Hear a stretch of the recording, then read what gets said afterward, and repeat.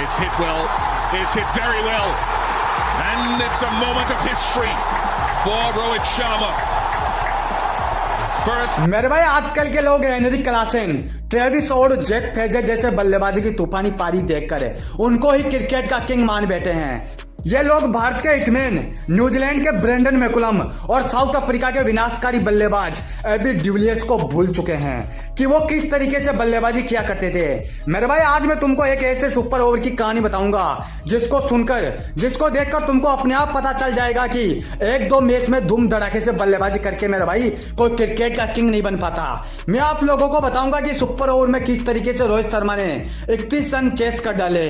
हाँ मेरे भाई 31 रन, और वो भी सुपर ओवर में। ये कहानी है इंग्लैंड और भारत के बीच खेले गए टी20 मुकाबले की, जहां आखिरी ओवर में मैच सुपर ओवर तक पहुंच जाता है। इंग्लैंड की ओर से सुपर ओवर में इतिहास रचने के लिए जेसन रॉय और जॉस बटलर मैदान पर आते हैं।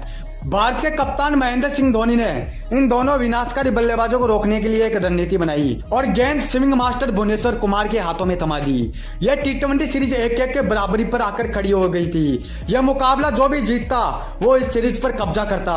महेंद्र सिंह धोनी ने भुवनेश्वर कुमार को अच्छे से समझा दिया था कि भाई तुमको किस तरीके से गेंदबाजी करनी है। इस सुपर ओवर की शुरुआत होती है, लेकिन इस तरीके से कि इसकी कल्पना उस दिन किसी भी भारतीय फैंस ने नहीं की थी। जो गेंदबाज अपने खतरनाक यॉर्कर के लिए जाना जाता था, जो गेंदबाज मेरे भाई हवा के अंदर ही गेंद को 3-4 लपेटे खिला दिया करता था, इस गेंदबाज की जेसन रॉय ने हजार दर्शकों के सामने धज्जियां उड़ा दी, उनका मजाक बनाकर रख दिया।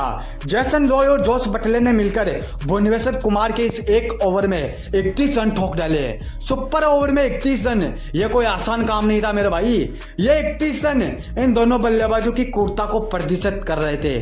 कप्तान के सामने इन दोनों बल्लेबाजों ने देखते ही देखते भारत से इस सुपर ओवर को छीन लिया था, इस सीरीज को छीन लिया था। इस मैच का नतीजा पहले ही कन्फर्म हो गया था, क्योंकि भारतीय फैंस को अपने किसी भी भारतीय बल्लेबाज पर 1% भी भरोसा नहीं था कि भारत इन 31 रन को चेस भी कर पाएगा।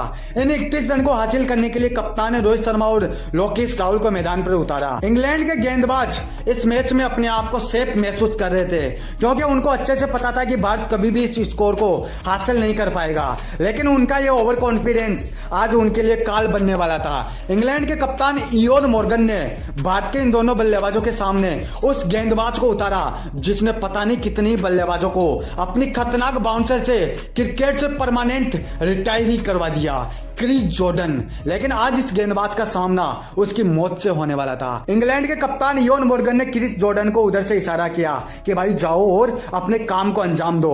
कप्तान का इशारा पाकर क्रिस जॉर्डन ने अपनी पहली गेंद डाली, लेकिन यह गेंद जितनी रफ्तार से आई ना मेरे भाई, उतनी ही तेजी से वो स्टेडियम के पार पहुंच गई और क्रिस जॉर्डन के आगे की 4 गेंदें भी इसी प्रकार back to back boundary line के पार पहुंच जाती है। रोहित शर्मा ने इस मैच में बैक टू बैक 5 छक्के लगाकर इस मैच को भारत की झोली में डाल दिया। उस दिन रोहित शर्मा ने इसे बेरहम तरीके से बल्लेबाजी की थी कि जो गेंदबाज अपने आप को किंग समझ रहा था, अब वो अपना मुंह छुपाता हुआ इधर उधर भाग रहा था। जो भारतीय फैंस भारत के हार की कामना कर रहे थे ना मेरे भाई, अब वो रोहित शर्मा की सेलिब्रेशन पर सेलिब्रेशन कर रहे थे। उस दिन रोहित शर्मा ने सुपर ओवर में 31 रन ठोक कर इतिहास रच डाला था और भारत के झोली में यह सीरीज डाल दी थी। भारत ने सीरीज 2-1 से अपने नाम कर ली। मेरे भाई आज अपने हिटमैन के लिए एक लाइक करके इस चैनल को जरूर सब्सक्राइब कर लेना।